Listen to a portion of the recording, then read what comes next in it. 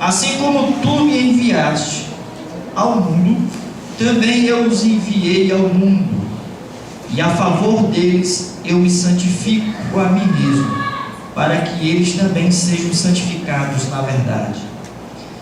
Não rogo somente por estes, mas também por aqueles que vierem a crer por intermédio da sua palavra, a fim de que todos sejam um, e como tu és, ó Pai, em mim e eu em ti, também sejam eles em nós, para que o mundo creia que tu me enviaste.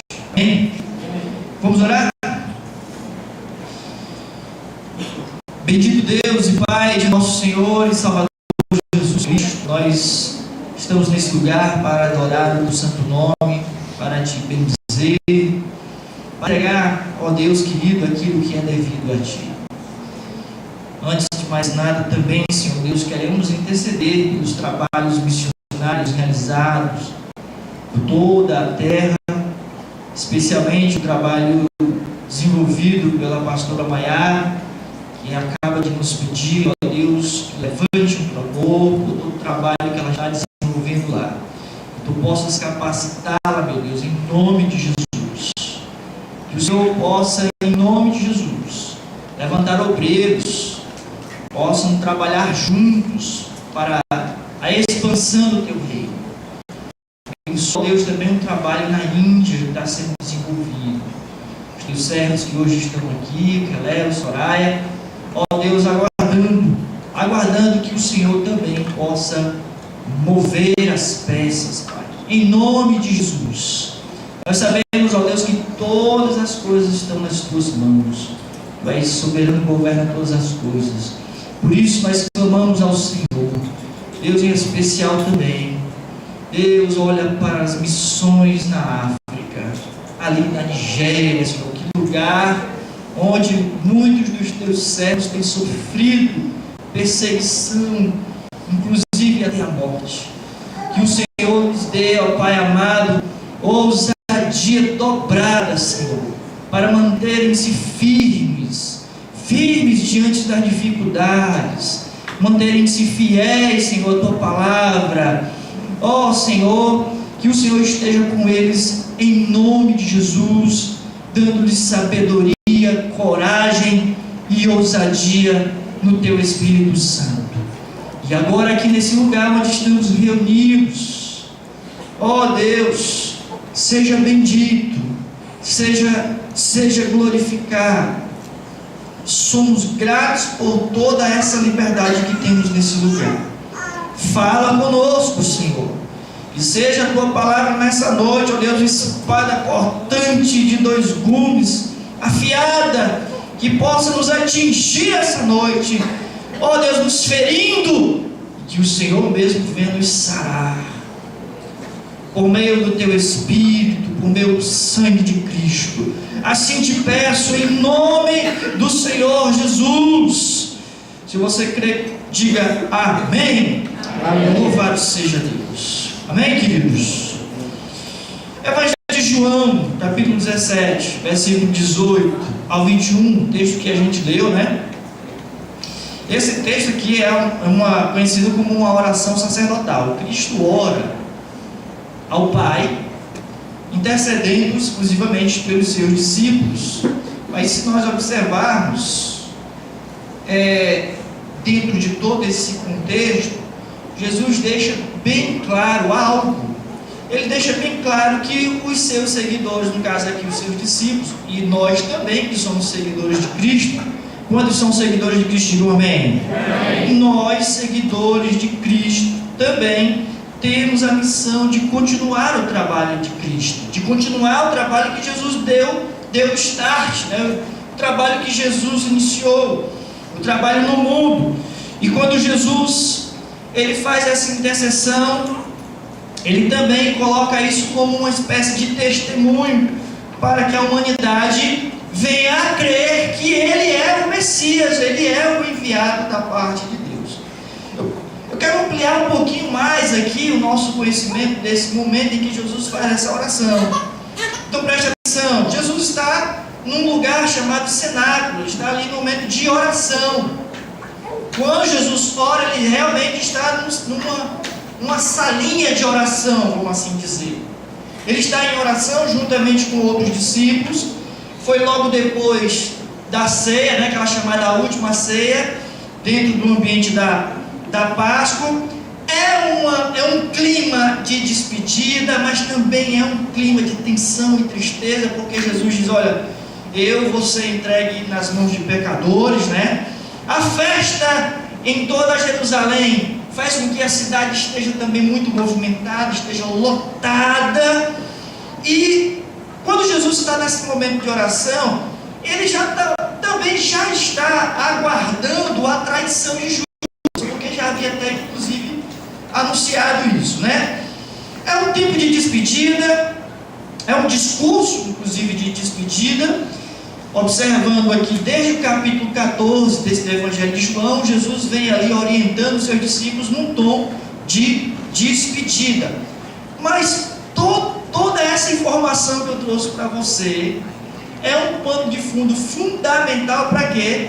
Para que nós entendamos que é um momento de transição. Como assim, pastor? Que momento de transição é esse?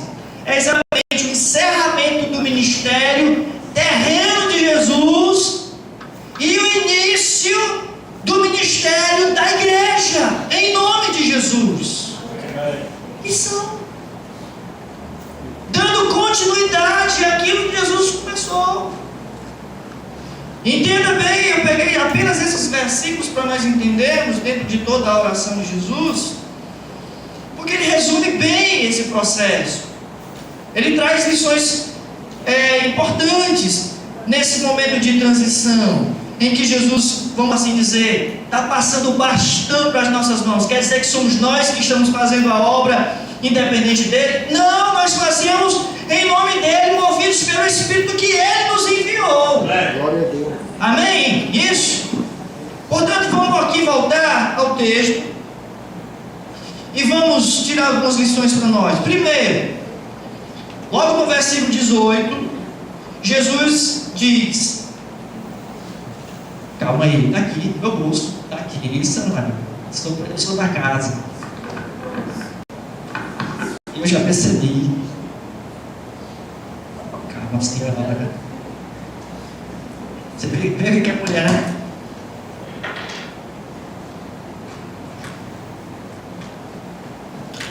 Ontem nós tivemos aqui o encontro de casais. O Alex estava falando que depois que ele casou, ele aprendeu a tomar banho, ele aprendeu a se arrumar, etc e tal. Eu até brinquei, até hoje ele não aprendeu nada disso.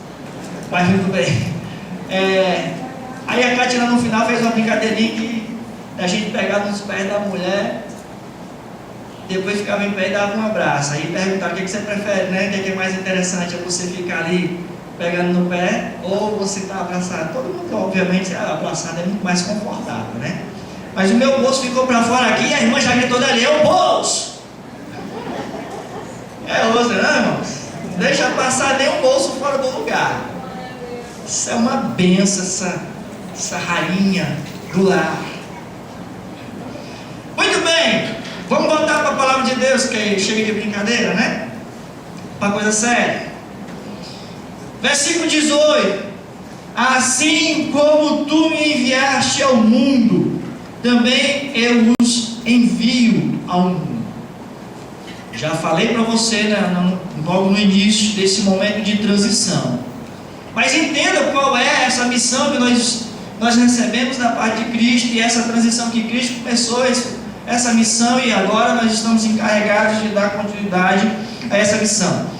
Primeiro, quando Jesus diz: assim como tu me enviaste ao mundo, também eu os envio ao mundo. Essa missão é aqui na terra, irmãos. É uma missão onde nós temos todo o planeta para evangelizar. O mundo inteiro precisa saber que Jesus Cristo é o Senhor. Então os discípulos precisavam entender que nós fomos enviados, que a nossa missão não é de nós nos isolarmos. Seguir a Cristo não é seguir uma vida de exclusão, não é uma vida que foge da sociedade, absolutamente não. Pelo contrário, escute, nós que recebemos a Cristo, também recebemos a missão que Cristo recebeu do Pai. Jesus não veio aqui e ficou escondidinho, não. Se expôs. Não ficou escondidinho na sua cidade, não ficou escondidinho dentro da sua casa, na sua sala, não ficou atrás de um birô, ou até mesmo atrás de um púlpito. Nós também, na qualidade de seguidores de Cristo, nós não fomos chamados para ficarmos à margem da sociedade, muito menos nos escondermos, muito menos fugir dessa sociedade. É preciso, portanto, revelar a verdade do amor de Cristo lá fora. Missão no mundo. A igreja é enviada. A palavra igreja, eclesia, significa... Ninguém sabe. Enviados para fora. A gente tem que ir pregar, sair, expandir aos 4 cantos da terra. Ou seja, a igreja ela é enviada, não escondida. É bem certo que houve um tempo em que a igreja passou por um tempo de perseguição, em que ela cultuava a Deus nas catatumbas de Roma.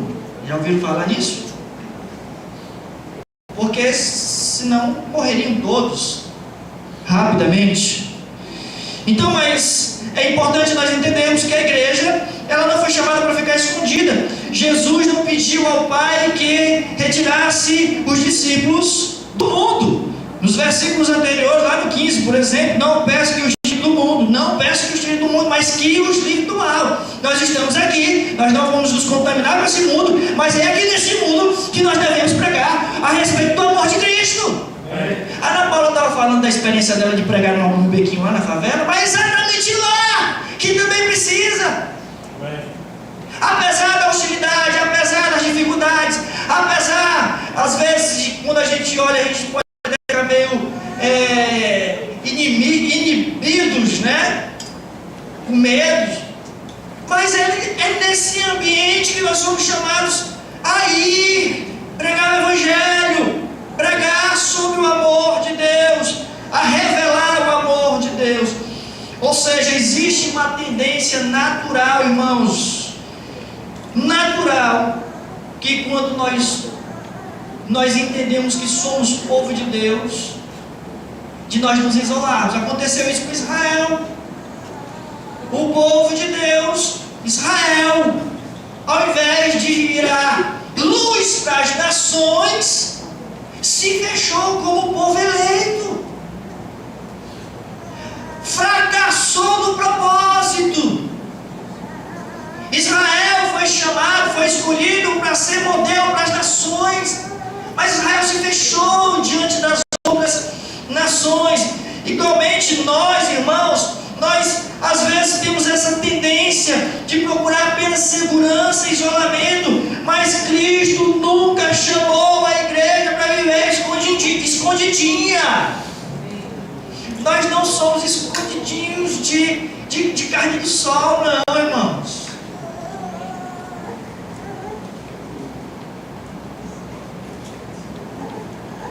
Quantos são luz da terra?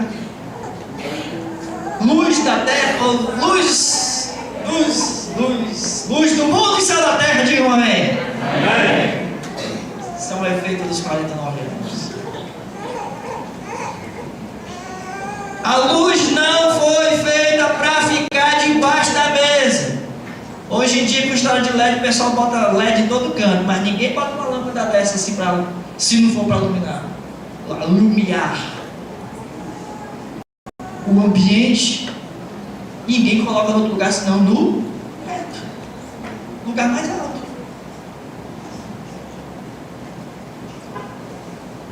O sal lá da tua casa eu sei que demora a acabar, né? Mas você não comprou sal para ficar lá no saleiro.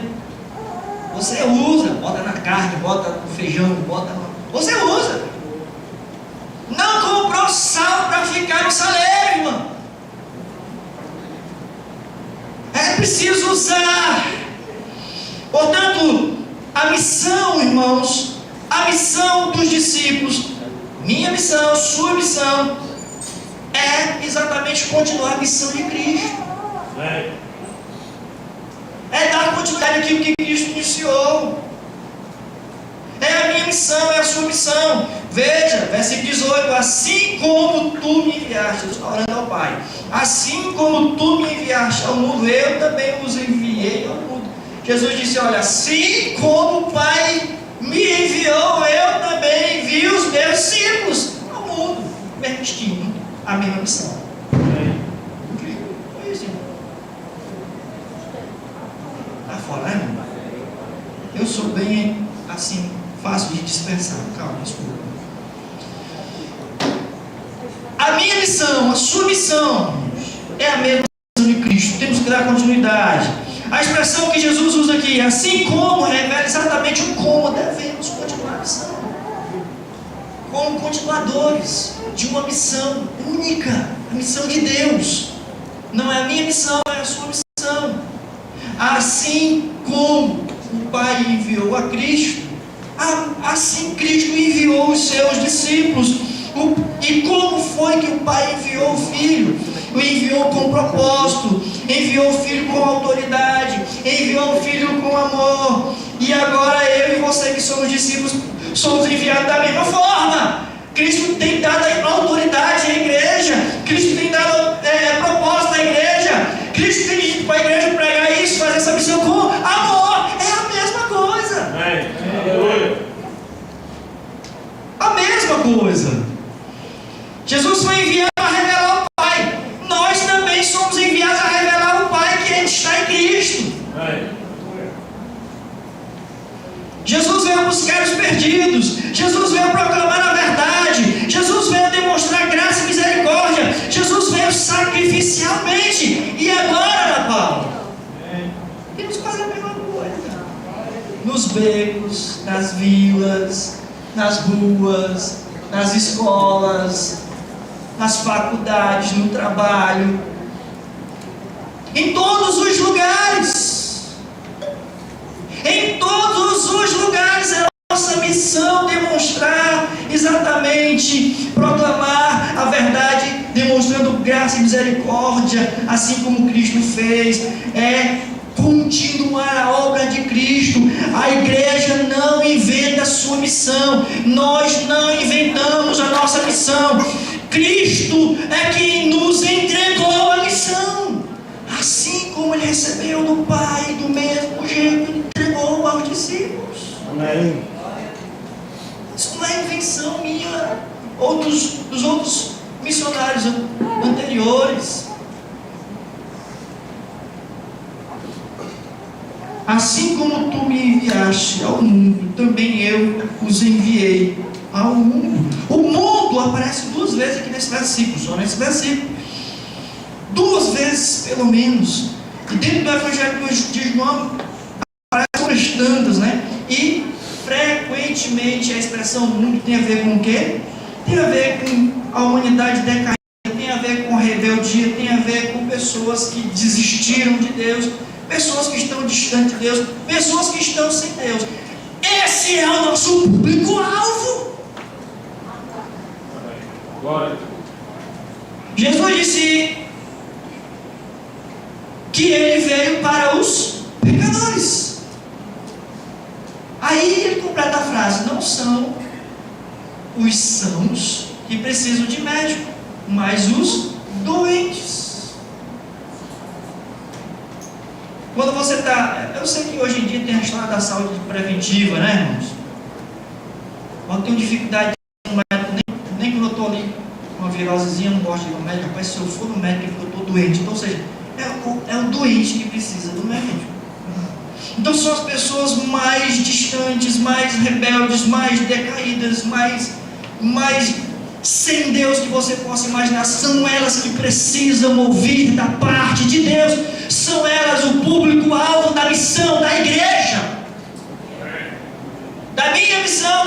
missão que na verdade é a missão de Deus, que recebemos da parte de Deus. É exatamente para esse mundo, para esse público-alvo que Jesus veio e também envia os seus discípulos. E isso significa que a igreja, ou melhor, que a missão acontece além das paredes do templo. Vai além disso, irmãos. Vai muito além disso. Pastor, então por que nós estamos aqui? Porque isso aqui também é. Uma coisa não anula a outra. O Evangelho precisa alcançar famílias, ruas, escolas, trabalhos, cidades, como eu já havia falado, precisa alcançar todos os ambientes. A igreja reunida é importante, estarmos aqui reunidos é importante, adorando a Deus, cultuando a Deus, nosso Salvador, nosso Senhor, é importante. Porém, a igreja espalhada pelo mundo é indispensável. Ela precisa sair. As pessoas precisam conhecer o Deus que é adorado nesse lugar, o leão de Judá que nós aqui adoramos, o Deus santo que nós aqui santificamos o nome dele. As pessoas precisam conhecer esse Deus. As pessoas lá fora que estão aí mergulhadas no funk, misericórdia, na imoralidade do funk, na promiscuidade do funk, como é que se diz, diabolidade, né, do funk, coisa do campo do funk. Essas pessoas precisam conhecer o poder de Deus, o Evangelho. De repente eu vou ser preso porque não gosto de funk, né? Porque hoje no Brasil está desse jeito. Acaba não gosta de funk, aí ser preso. Eu já disse para os irmãos, ó, se esse país aqui começar a ficar complicado, pode ter certeza que um dos primeiros a ser preso nessa igreja aqui vai ser ele. Porque eu não vou me calar. Às vezes quando eu estou falando assim, a Denise olha para mim assim, e hoje está sendo filmado. É já que o STF manda cá.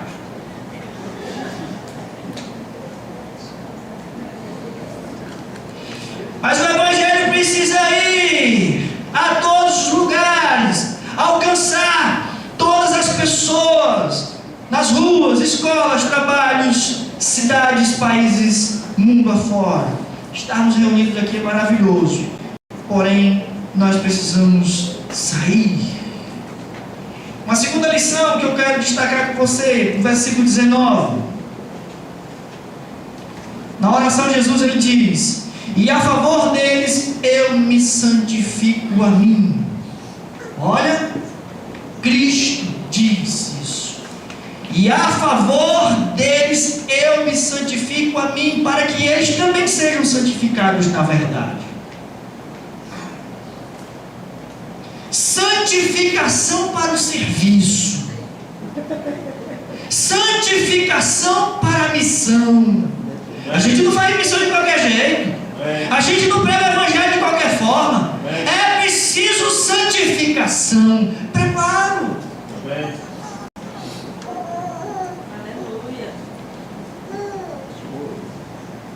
Se você observar o que está por detrás de tudo isso, é que Jesus está dizendo: eu me dedico, eu me consagro. Quantos de nós estamos nos dedicando, estudando a palavra, lendo a palavra, orando? Jesus constantemente estava em oração, constantemente Jesus estava ali em contato com as Sagradas Escrituras, às vezes nas sinagogas, mesmo depois de ter sido expulso, não pôde ir mais, mas estava sempre lá, conhecia as Escrituras, inclusive fez uma nova leitura das Escrituras, quando ele diz: ouviste o que foi dito, e eu porém vos digo. Jesus não estava anulando nada, mas estava exatamente fazendo uma nova interpretação, ou uma interpretação saudável. Ou seja, havia dedicação, havia consagração. Isso até a cruz. Paulo, quando escreve aos Filipenses, ele diz que Jesus foi obediente, e obediente até a morte, e morte de cruz. Isso é dedicação, é consagração à missão. Missão essa que foi confiada a nós. Esses dias eu vi um pastor dizendo: se essa igreja, ele estava falando de culto, se essa igreja dependesse do seu dízimo para estar aberta, ela estaria aberta? Aí eu vou pensar um pouquinho mais. Se essa igreja dependesse do seu dízimo, da sua oferta, não apenas para manter essas portas abertas, mas para poder enviar missionários. Se o reino de Deus dependesse do seu testemunho, para que mais pessoas se convertessem, se a vida de pessoas dependesse da sua oração, e aí, irmãos, essa igreja já estava com as portas abertas?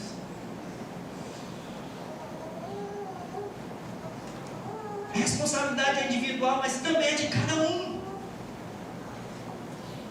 Parece redundante, mas não é.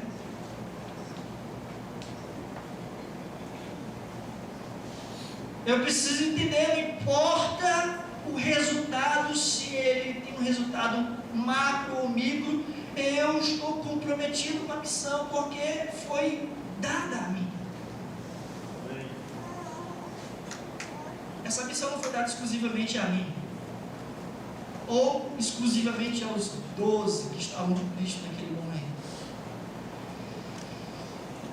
Jesus, ele se preparou, se consagrou para que os seus seguidores também pudessem ter pureza, também pudessem crescer em verdade, para que eles pudessem também cumprir a missão sem se corromper, sem perder os valores, sem se contaminar com os valores do mundo.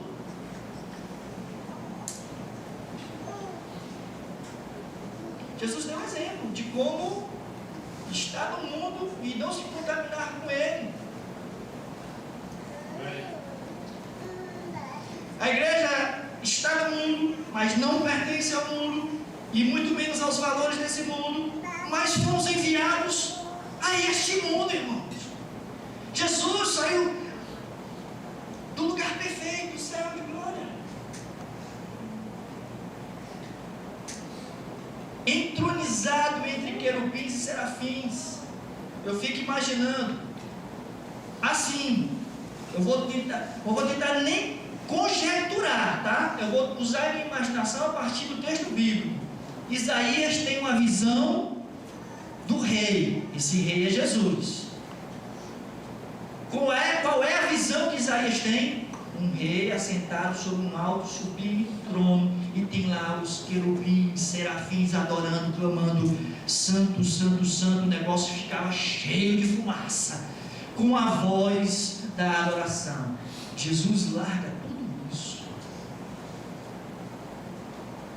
vem aqui como filho de carpinteiro,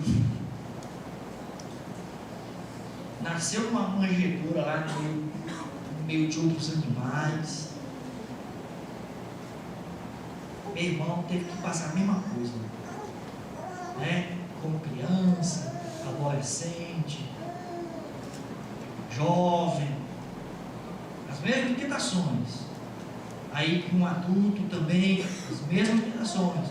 Teve fome, teve sede, precisou dormir, estava cansado. Tudinho, irmão, tudinho. Ele largou lá a perfeição. Reinando, soberano. Ele veio com esse negócio aqui. Essa foi a missão. E ele não se contaminou.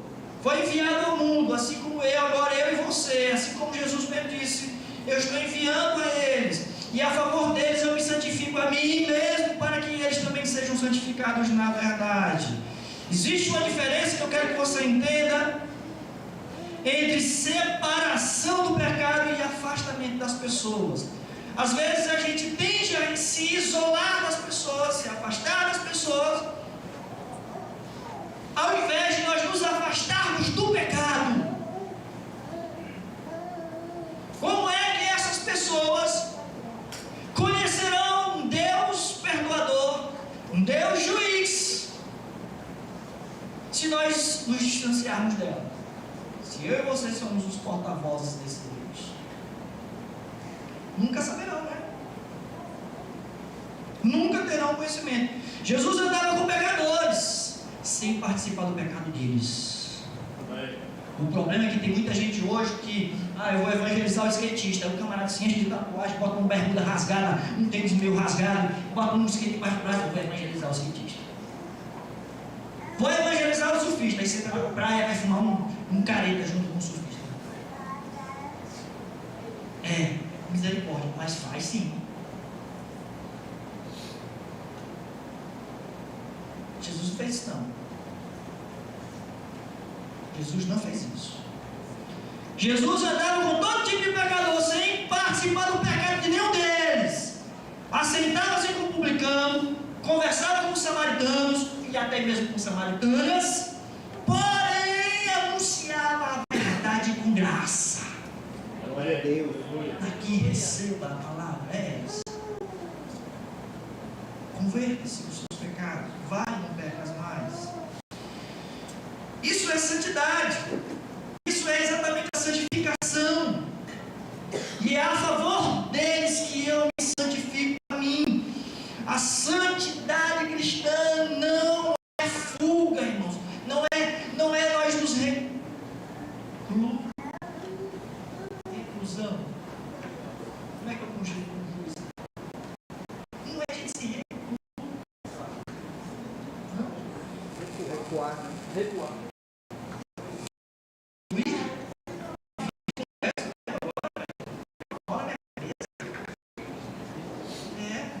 Deve ser. Mais fácil. Santidade cristã não é se esconder. Santidade cristã não é fugir da sociedade, não é fugir do contato com as pessoas lá fora. É presença santa em meio a essas pessoas.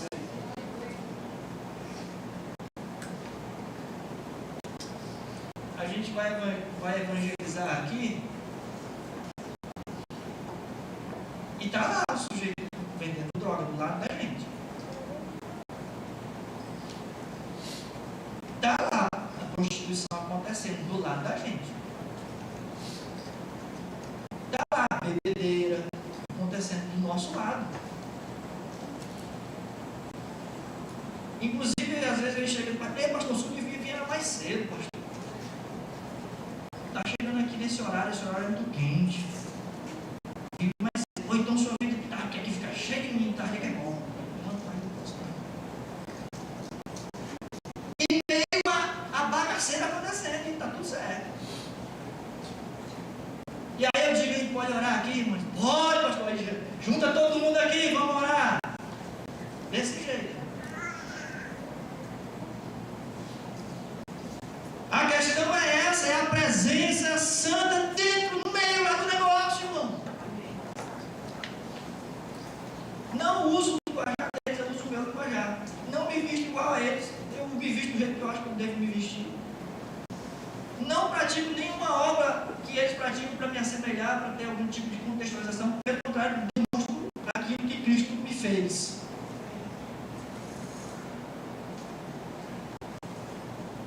Inclusive com as crianças também, que são filhos deles, né? É preciso, portanto, irmãos, a gente estar aqui é maravilhoso. Aí é preciso sair. E quando a gente sair das quatro paredes do templo, é importante a gente entender que a gente vai se deparar com um ambiente hostil, com um ambiente violento, com um ambiente imoral, com um ambiente realmente decaído, um ambiente cheio de tudo que não presta, mas é exatamente nesse ambiente que nós precisamos mostrar santidade, presença santa, presença de Deus nas nossas vidas. Vamos cantar. Jamais. Tudo com amor e graça.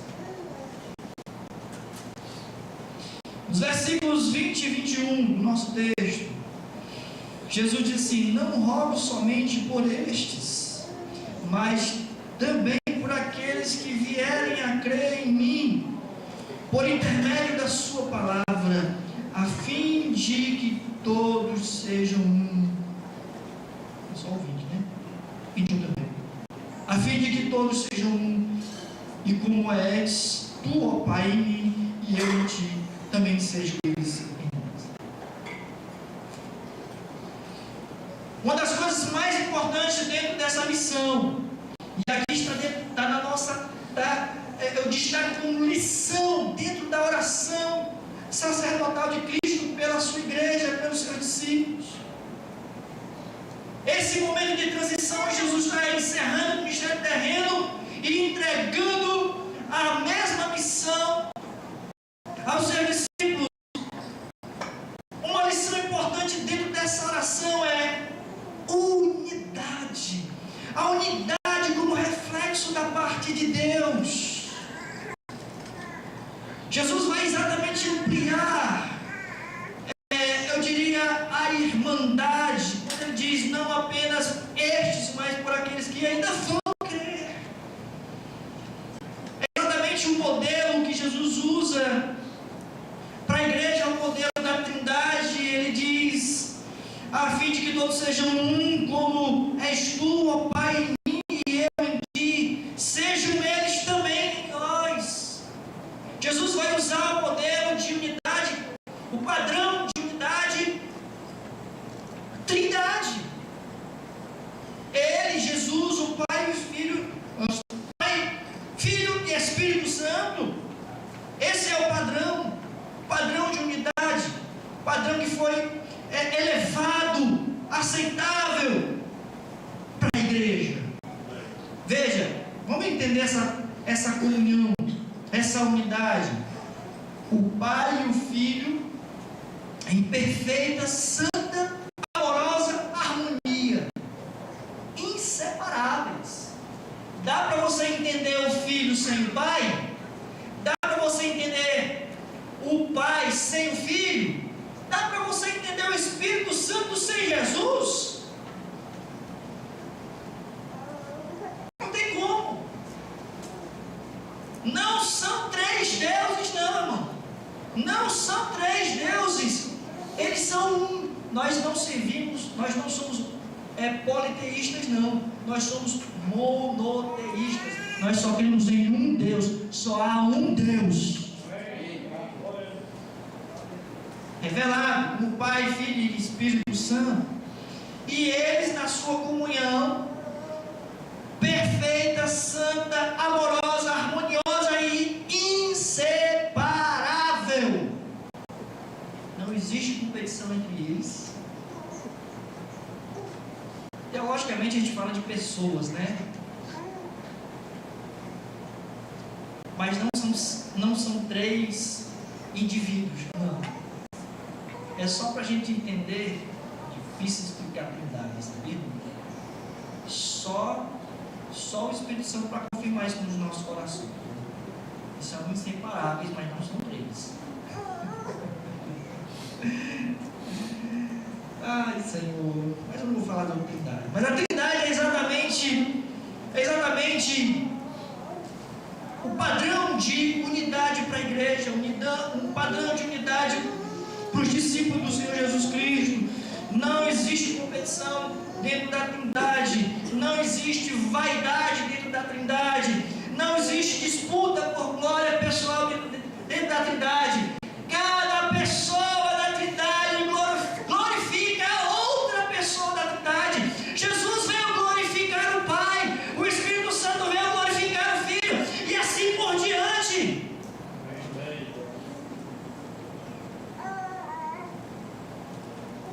Não tem ninguém atraindo para si glória pessoal. Eles são um.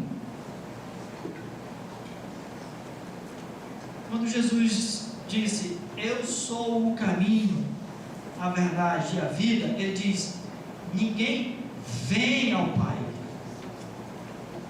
por Porque Jesus é o Pai. Quando os discípulos de Jesus perguntaram, mostra-nos o Pai, perguntaram para Jesus. Jesus disse, há quanto tempo estou convosco que faz uma pergunta dessa? Quem vê a mim vê o Pai.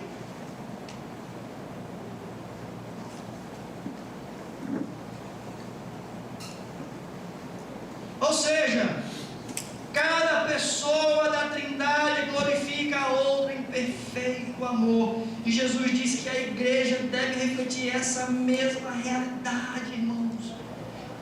Eu e você precisamos andar em unidade. Estava aqui dentro da oração de Jesus. Isso por causa da missão, isso por causa do trabalho. Jesus só veio aqui, Jesus só foi enviado aqui porque havia unidade, harmonia amorosa e inseparável do Pai, do Filho e do Espírito Santo. Igualmente, quando eu e você somos ali comissionados a dar continuidade à missão de Cristo na terra, a unidade é fundamental na igreja. Não pode haver ali disputa, não pode haver egoísmo, interesse pessoal. Ninguém pode estar buscando glória pessoal. Aqui a missão é promover a glória de Deus. Exclusivamente.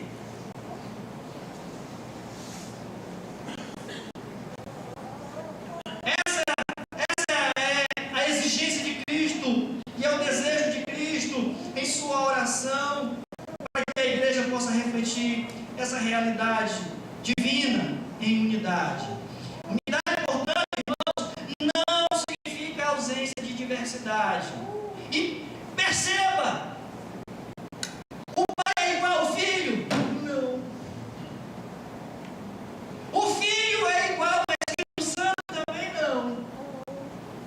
Cada um deles tem a sua particularidade, cada um deles tem a sua peculiaridade. A Trindade exatamente nos ensina isso, e é exatamente isso que nós precisamos também entender como um único corpo, vivendo essa realidade de unidade entre nós, essa perfeita unidade.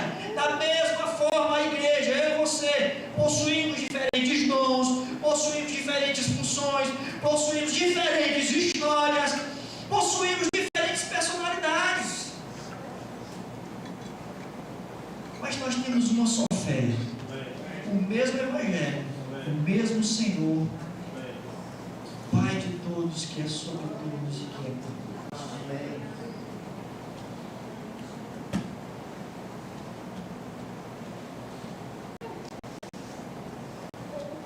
A unidade, irmãos, a unidade ela é espiritual antes de ser institucional. É obviamente que a igreja está organizada de maneira institucional. Ela acabou se organizando no planeta de forma institucional. Tem lá a igreja evangélica wesleyana, tem lá a igreja presbiteriana, tem lá a igreja luterana, tem lá que mais? A Assembleia de Deus, batistas e etc e tal, né? Tem lá as suas instituição. Hoje eu estou com um déficitzinho de atenção. Mas antes de sermos instituição, a igreja ela é espiritual.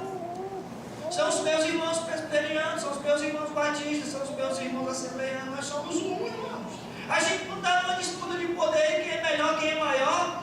Não, nós somos um.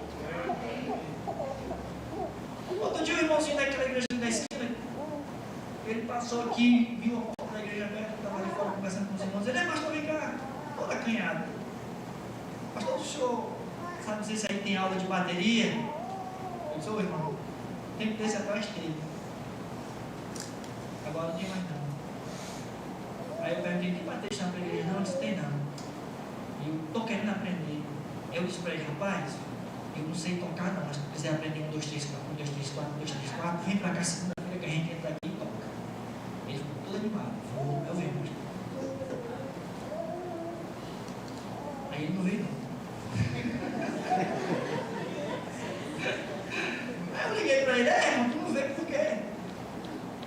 pastor, arranjei um professor. Eu disse, glória a Deus, irmão. Glória a Deus que arranjou um professor. Porque eu não sei se eu ia te ajudar muito, mas a minha intenção era que ele pudesse vir melhor na igreja.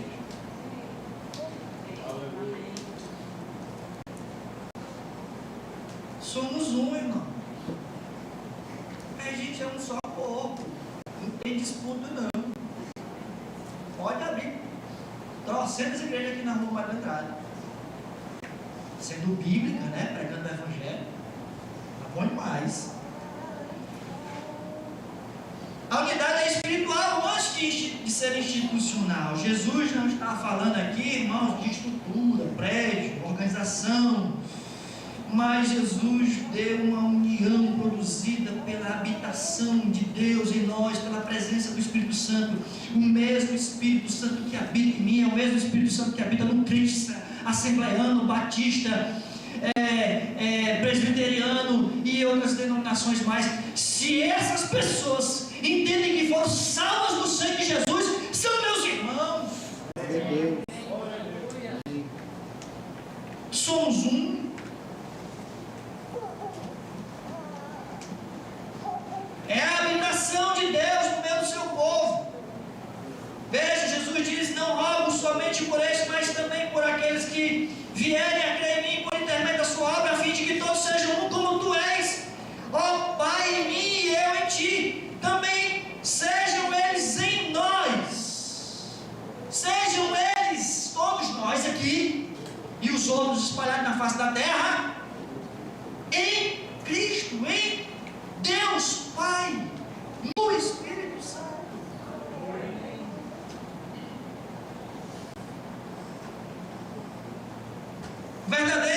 A verdadeira unidade, irmãos, ela vai iniciar na conversão.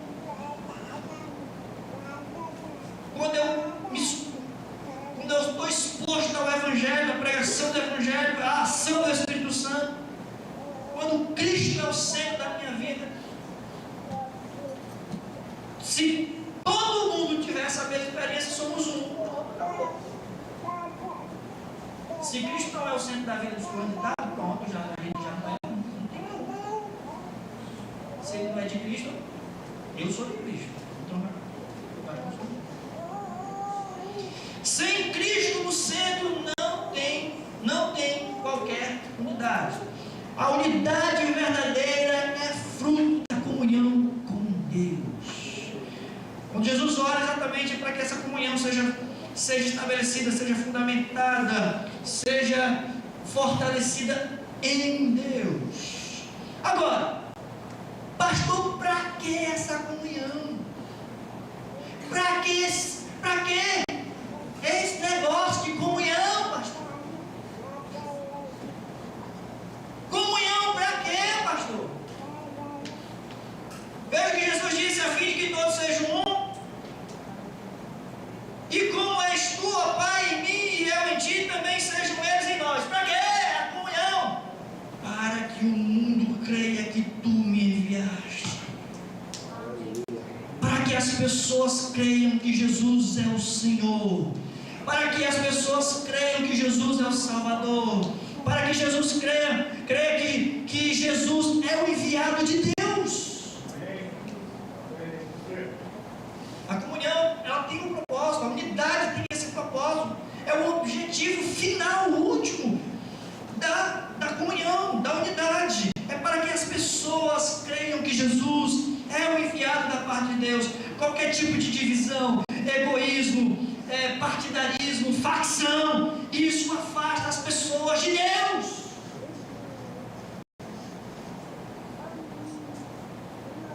Eu vou lá para essa igreja, pastor, é um ninho de cobra, cheio de panelinha. Afasta as pessoas de Deus.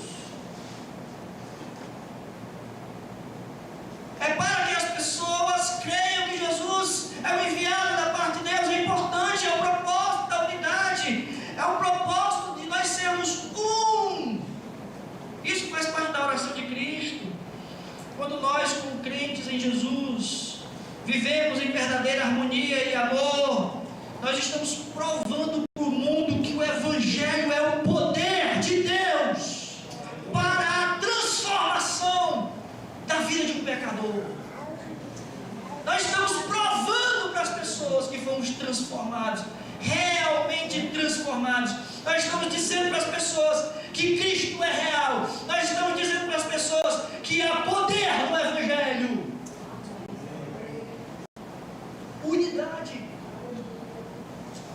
dentro da missão. O Evangelho é real, o Evangelho é transformador. É através da unidade que nós vamos mostrar isso ao mundo inteiro. Portanto, irmãos, a unidade possui um propósito missionário. Se depender da nossa unidade, o mundo vai crer que Jesus é o Senhor? Reflita sobre isso. Se depender do seu esforço em manter a unidade, o mundo saberá que Cristo Jesus é o Senhor. Reflita sobre isso. A unidade possui propósito missionário. Sermos um tem um propósito missionário. Quando o mundo vê o amor entre os irmãos, quando o mundo vê perdão genuíno, quando o mundo vê o serviço mútuo, quando o mundo vê humildade entre os irmãos, quando o mundo vê comunhão verdadeira, o mundo vai enxergar evidências do Evangelho do Senhor Jesus Cristo. E tem um povo de Deus. Ali tem um povo de Deus. Unidade possui um propósito missionário. Ao contrário disso, ou por outro lado, vamos assim dizer, divisões, facções, como já falamos, vai enfraquecer o testemunho, enfraquece as missões, enfraquece a missão da igreja.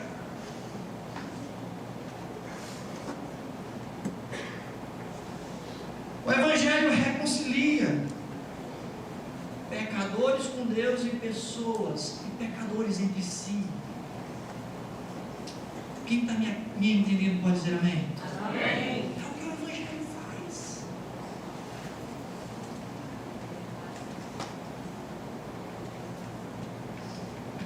Quando a igreja, irmãos, quando a igreja vive, unida em Cristo, o mundo todo vislumbra o céu.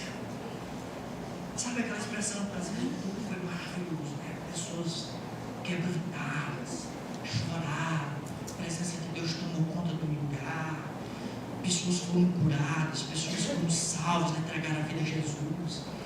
E aí termina o culto, eles ficam tão extasiados.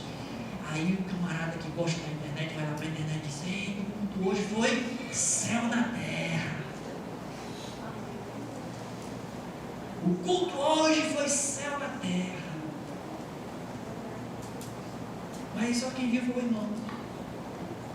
Lá fora as pessoas precisam ter um vislumbre do céu na terra. E sabe como é que as pessoas lá fora verão um vislumbre do céu na terra? É quando a igreja for.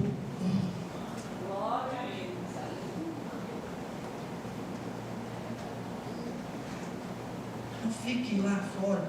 Pastor, mas é porque me dá raiva. Eu ouvi alguém dizer esses dias: não compartilhe a sua raiva com a outra pessoa, não contamine a sua.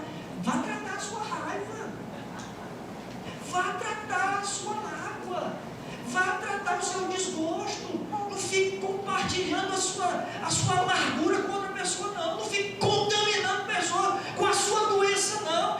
Vá chorar nos pés da cruz, vá tratar os seus problemas, não cause divisão. Infelizmente muitas pessoas não têm essa sabedoria. Aí a pessoa está meio desanimada com uma coisa aqui, aí ele sabe que fulano já está meio desanimado, vou se juntar com ele e vou compartilhar as doenças, e vai ampliando a doença, e junta com o outro. Já viu esse negócio acontecer? Os insatisfeitos se unem, causando divisão. Não compartilhe a sua insatisfação com outras pessoas. estou dizendo que você não vai ter, irmão, mas precisa ser tratada, né? Você não tem que propagar a sua dor. Nós propagamos o poder de Cristo, o Evangelho, aleluia. Chega das pessoas irem para a rede social ficarem criticando a igreja. Eu sei que a igreja tem problemas, para quê? Ir para a rede social ficar criticando a igreja? Ajuda em quê? Ficar falando dos podres da igreja, não estou dizendo para a gente cumprir, não. Podres precisam ser tratados e não compartilhados. Isso é fofoca, isso é pecado.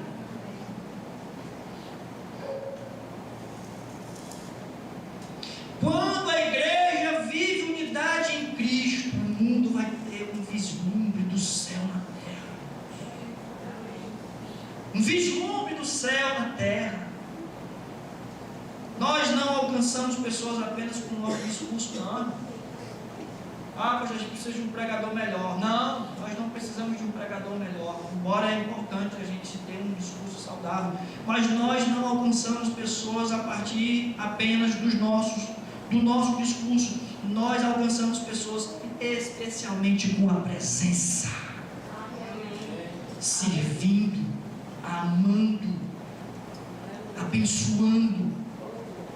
Hoje de manhã estávamos na escola dominical e a gente estava falando sobre essa santidade na vizinhança. Aí eu dei o exemplo que eu tinha sido elogiado pelo tio da irmã Cristiana, o Ney, nosso vizinho. E aí a gente disse que o senhor foi elogiado porque o senhor foi lá orar por ele. Exato. Porque se eu tivesse ficado só no dia cima aqui, ele não ia vislumbrar céu na terra. É assim que nós alcançamos pessoas, não apenas com discurso, mas com a nossa presença, com serviço, com paixão, com verdade, com testemunho consistente. Amém. Ou seja, meus irmãos, para encerrarmos, o mundo precisa ver Cristo refletindo em nós. Aleluia. O mundo precisa olhar para nós e entender que aquele povo é o povo de Deus.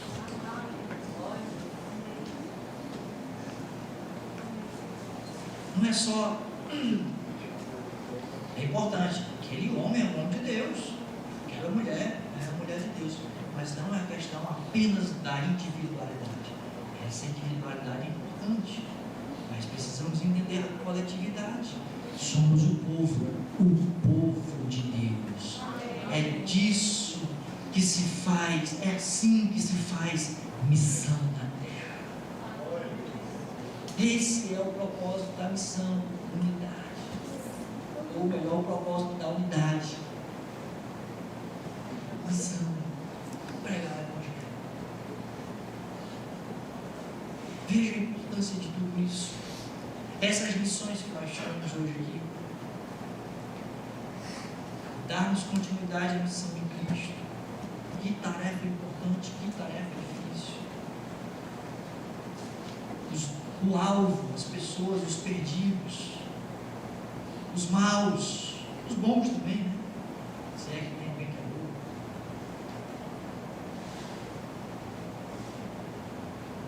O nosso alvo precisam ser alcançados, as pessoas precisam ser alcançadas. A unidade da igreja, zelar pela unidade da igreja e entender essa unidade com o propósito, cumprir a missão. Fique de pé em nome de Jesus.